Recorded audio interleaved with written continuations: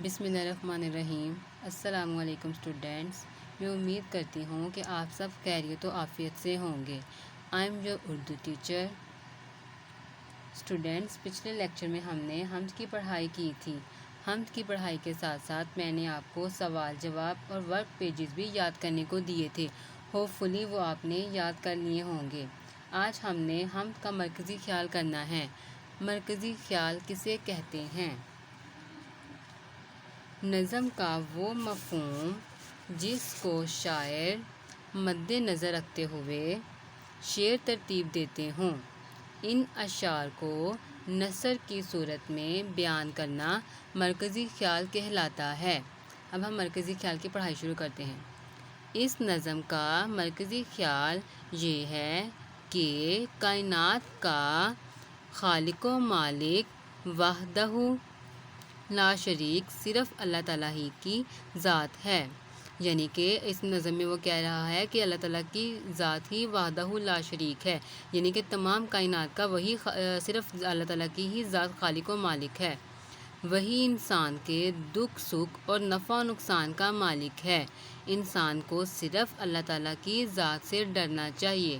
اب اس میں کیا کہہ رہا ہے کہ انسان کے دکھ سکھ اور نفع نقصان کا صرف اور صرف اللہ تعالیٰ ہی مالک ہے۔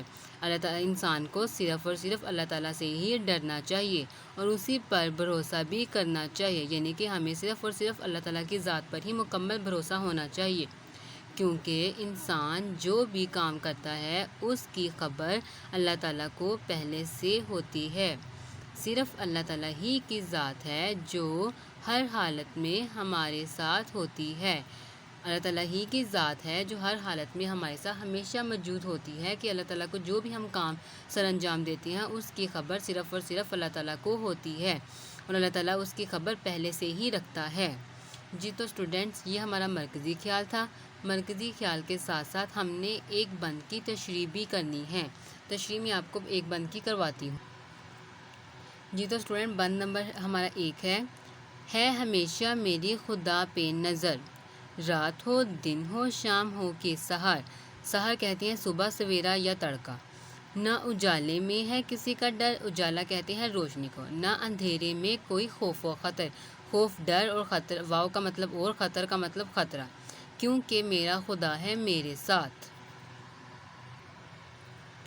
جی تو اسٹوڈنٹ، بند نمبر 1 ہم نے پڑھا ہے۔ نظم کا نام ہے حمد، شاعر کا نام ہے اسماعیل میٹھی۔ اب اس شعر میں شاعر کیا کہتا ہے؟ اس بند میں شاعر اللہ تعالیٰ کی ذات پر مکمل اعتماد اور بھروسے کا اظہار کرتے ہوئے کہتا ہے کہ صبح کا وقت ہو یا شام کا، دن کا وقت ہو یا رات کا، مجھے کسی وقت اور کسی حالت میں بھی خوف محسوس نہیں ہوتا، کیونکہ اللہ ہر لمحے میرے ساتھ ہوتا ہے۔ میں ہمیشہ اسی پر بھروسہ کرتا ہوں اور اپنے تمام معاملات اسی کے سپرد کرتا ہوں۔ اب اس شعر میں شاعر کہہ رہا ہے کہ ہمیں اللہ تعالیٰ کی ہی ذات پر مکمل بھروسہ رکھنا چاہیے، چاہے دن کا وقت ہو یا رات کا، صبح ہو یا شام۔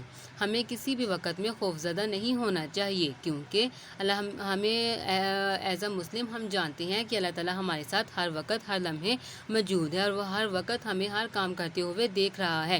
اس لیے ہمیں کسی اور سے خوف زدہ نہیں ہونا چاہیے، ہمیشہ اسی پر بھروسہ کرنا چاہیے اور اپنے تمام معاملات بھی اللہ تعالیٰ کے ہی سپرد کرنے چاہیے۔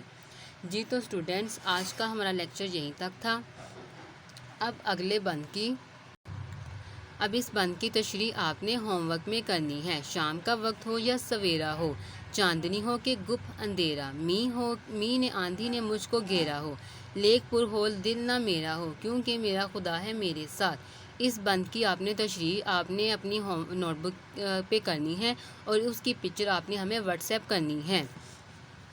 جی تو اسٹوڈینٹس، آج کا ہمارا لیکچر مکمل ہوا۔ میں امید کرتی ہوں کہ جو بھی سبق ہم نے پڑھا ہو آپ کو سمجھ میں آ گیا ہو۔ اگلے لیکچر تک اللہ حافظ۔ گھروں میں رہیں، محفوظ رہیں۔ اللہ آپ سب کا حامی و ناصر۔ جزاک اللہ۔